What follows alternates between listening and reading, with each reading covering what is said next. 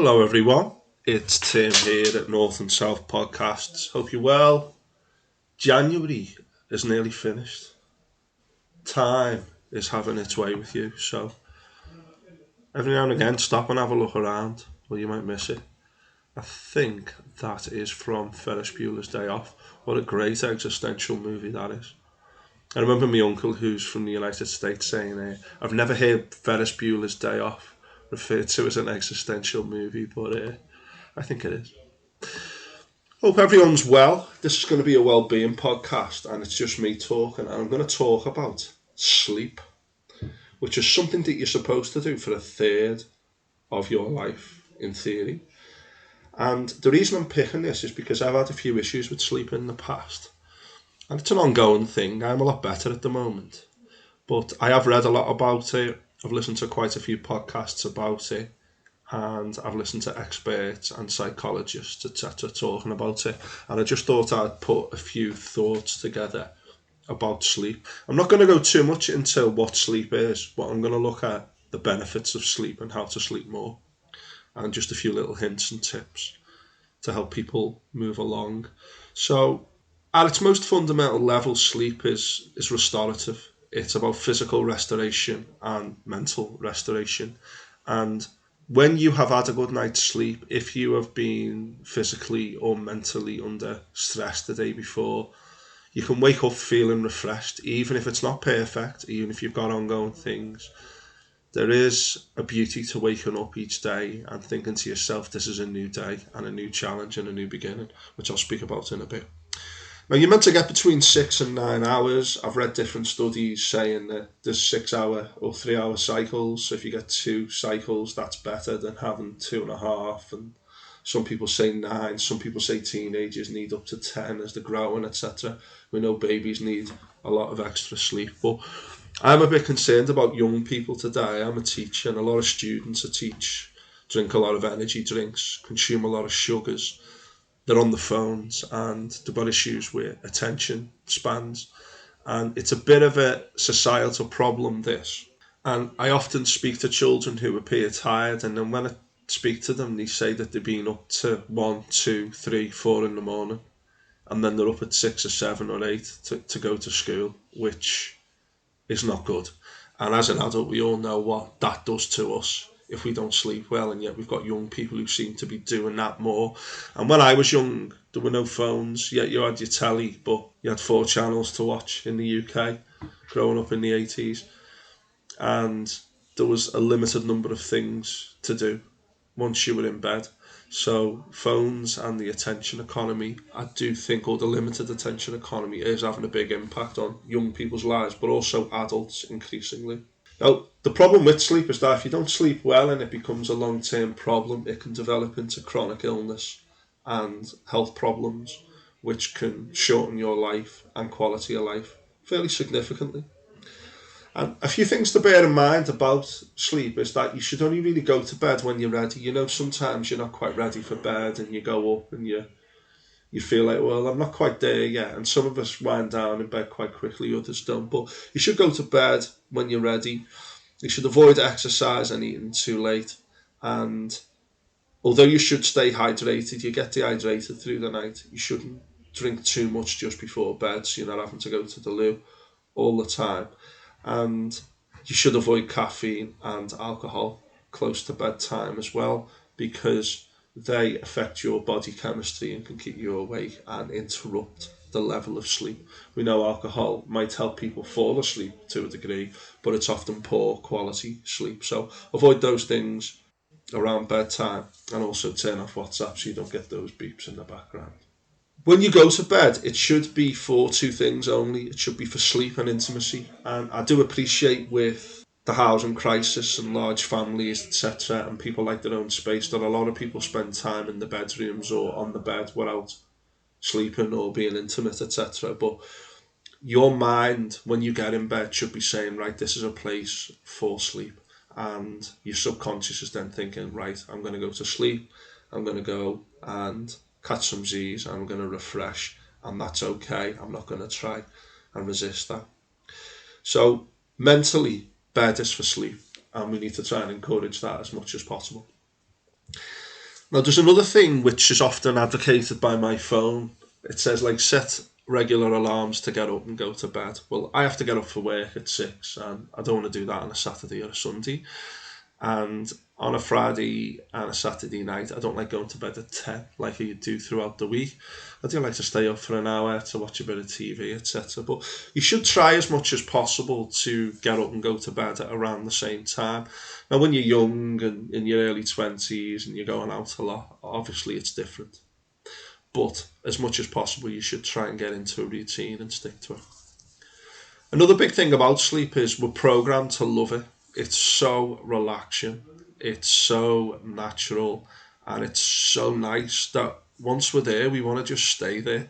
It's beautiful. It does replenish. It is nice. It is very relaxing and rejuvenating. So that's what's essentially good about sleep. But often our mood is that good in the evenings that we want to stay awake, whereas our mood in the mornings is quite bad and we don't like getting up. Now, we're at our most stressful when we get up, and we often want to stay in bed. It's always nice when you can just get up naturally when you want, but that's not the societies that we live in at the moment. But we do want to stay in bed. But what I will say is some people just bounce up, others hit snooze 14 times, etc. Each to their own. But when we do get up, try and get into a meaningful routine. I exercise and do yoga in the morning. I get a cold shower. I have my breakfast. I read the paper. And I get up and I get out the door for work, etc. And I seize the day and I don't let those negative thoughts kind of build in me. I've got that routine to cope. Obviously, it's a bit different at the weekend, but again, I've got my little routines then to get up and get going. You don't want to be bound by a routine where it becomes a rod for your own back, but once you've done something for 30 to 60 days, it should become a habit. And if it's a worthwhile habit, keep doing it. If it's not a worthwhile habit, cost benefit analysis, then walk away from it. Sorry, I'm going to have to switch WhatsApp off here because I'm getting absolutely whacked by it. I might leave that in the final recording as well, just for fun. Just to reinforce the idea that we've got these constant distractions with us all the time in terms of phones. So yeah, try and get into a meaningful routine. Seize the day. Positive start. I often do 3 positive thoughts with my first 3 steps when I get up. And often my subconscious is thinking, no, but I just do them anyway because it just has a little bit of an impact, I think, in improving my mood. Another thing is to do what the Stoics advised thousands of years ago. Try to reduce what you have to do in the morning. If you're going to work or you've got stuff going on, get ready the night before so that you minimise what you've got to do in the morning, because otherwise it becomes stressful and very fast paced. I've observed people in the morning who are just running around and are chaotic, and I'm not into that. So try and make what you do in the morning as reduced as possible so that you can get up and get out. Okay? That's the subject of another podcast though, about being ready in the morning. So I'm going to focus on sleep more now. We should really be alert throughout the day, and that's a good indicator that we have slept well. But again, people have health issues, chronic conditions. It's not always that way, and some of us don't get that deep restorative sleep, which I'll come to in a minute. One of the interesting things I did, as you know, I've got a genetic illness, and when I went gluten free, I actually slept all night without waking up for a few weeks, which was just amazing. And it was just interesting to see what a few dietary changes could do to improve the quality of my sleep, but also a lot of other things in my life. So sleep is physically restorative, it's mentally restorative, but one thing which I think is often overlooked is it's a fresh start and a new beginning. It's a new chance to face the world, and it's almost like you're born again each day. And there's an intentional religious connotation there in the use of the word spirit and being born again. Isn't it good if we get up feeling positive and saying, okay, maybe yesterday wasn't as good, it's a new day, a new challenge? You do feel that period of time through the night just takes your mind off the intensity of consciousness and just gives you a chance to rest and then come back stronger the next day, even if it takes a couple of cups of coffee to get you going in the morning. Exercise does wake you up as well in the morning. You reckon it's the optimum time to do it, but again, that can take time to build that into your routines effectively. Now, without going too Freudian, on this, the unconscious mind. We know about dreams. Many people say that dreams and sleep allows us to process our emotions, that we have REM sleep when your eyes are flickering, where you are having deep sleep and dealing with things and allowing yourself to process things. And I do think there's a lot of merit in that, and it kind of makes sense. And then when you wake up the next day, if you've had that deep sleep and allowed the processing of things which have been affecting you, you're then better the next day.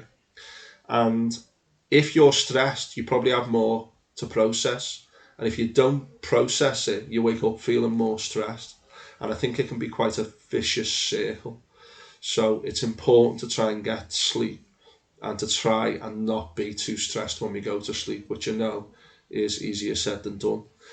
Now, we often wake feeling quite agitated and frustrated about things, particularly those first few moments. But that vicious circle of feeling agitated and frustrated the night before, that can impact on sleep. And that funny moment just after you get up, you're not like that all day. You need to get through that and come out the other side and use your routines and your strategies to navigate that. Now, if you are anxious, I speak a lot about an emotional journal and having a solution focused journal and just writing like a free flow emotional journal about things. So this morning I wrote down 3 things that were getting on my nerves and I just wrote freely about them and came up with a few solutions. And it's really, really helpful. And a friend of mine, Jess, has been doing this recently and we're kind of bouncing off each other in terms of encouraging ourselves to do emotional journals. It's probably the best thing I've done for dealing with the stresses of each day. Of course, I'm not perfect, but I do feel better than I was. When you do that in the evening, you can then go to bed knowing that you've processed those to a degree, and then you can do further processing through the night, but hopefully get to sleep okay.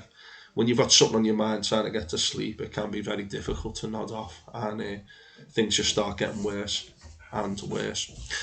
Now, I read this a few years ago, this next strategy, but apparently if you go to bed after 30 minutes, if you're not asleep, get up. Now, you might be thinking, that's not going to happen. But I've done this in the past. Get up and do housework or read a book standing up. Do not lie down or laze about because you're rewarding the mind for getting out of bed. You want to punish the mind. And then as soon as you feel tired or exhausted again, go back to bed. And then if you're still not asleep 30 minutes, keep doing it. Reprogram the mind. A bit like in Karate Kid. Wipe on, wipe off. Keep repeating. And these things can make a difference. I know a colleague of mine, he's been on a couple of podcasts actually, who says that if he wakes up after a night terror or a bad dream, he often just jumps up and does stuff because he knows he won't be going to bed too soon. So he knows that and he has a strategy to deal with it so that his mind isn't going around in circles in bed. Now, some people say you shouldn't watch TV and you shouldn't read before you go to bed, and I can understand that because it wakes the mind up. But I find reading helps me to sleep. Although I often go to bed feeling exhausted and ready to sleep. And the phone is the biggest issue. Try not to look at your phone when you wake up through the night. Turn it on silent. Some people put it on the table opposite so you can't actually reach it. You have to get up to touch it through the night. That's what some people do. But if you're waking up and looking at it and then the light starts waking you up on the phone, you go on apps which are trying to get you to stay on longer, it just becomes a bit of a vicious circle. Saying that, I am usually very tired and I don't even read some nights. I just go straight to sleep. But you've got to do whatever works for you. I sometimes just say a little prayer or just some positive thoughts that last for a couple of minutes. And sometimes I don't even get to the end of that. And I find that that's enough to get me to switch off. But it never used to be like that. I used to have a lot of issues.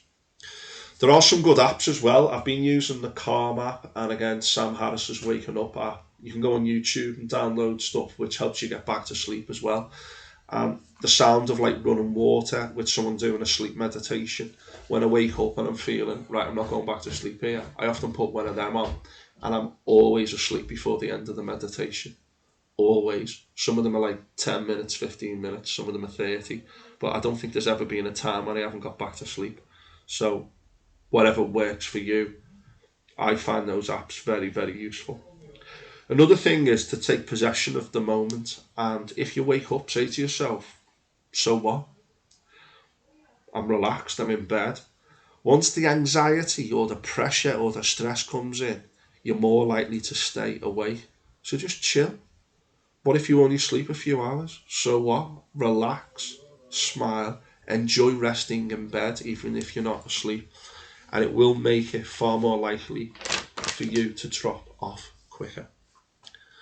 Sleep is restorative, and some people can factor in a nap in the day. You know, in some countries it's a big thing, the old siesta. But as long as the nap doesn't affect you getting to sleep at night, knock yourself out if that works for you, because it's a good chance to just recharge your batteries through the day as well. Although don't try not to sleep for too long when you have a nap, because if you have a long one, you wake up feeling like you might do in the morning, which is not too positively. With sleep generally, just to finish, I would say get curious, get interested, try to sleep well, and the most important thing, anyone experiencing sleep problems, come up with strategies, try some of these things out that I've suggested is relax and don't get frustrated. And you'll soon drop off, and even if you don't, just relax. So what? What would you do in the daytime to be able to just sit there and relax a bit during your stressful day time? Yeah, when you're doing that at night, you get stressed because you're not in a full sleep. Doesn't make sense. Right, thanks everyone. That's my spin on sleep. As I said earlier, it has been an issue for me in the past. I've got a friend who has issues with sleeping still today. And anyone who's been affected by sleep issues, particularly people who can't sleep at all, it is very, very challenging. And I'm not saying that there's one solution for it all. If you need to go and speak to people about it, speak to specialists about it, then you do whatever's necessary for you.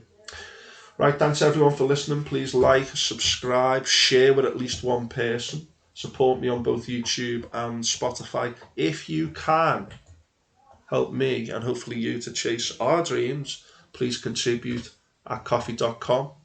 Details are in the notes, which might only be the cost of a cup of coffee once a month. I really appreciate the people who have helped me out financially so far on this journey.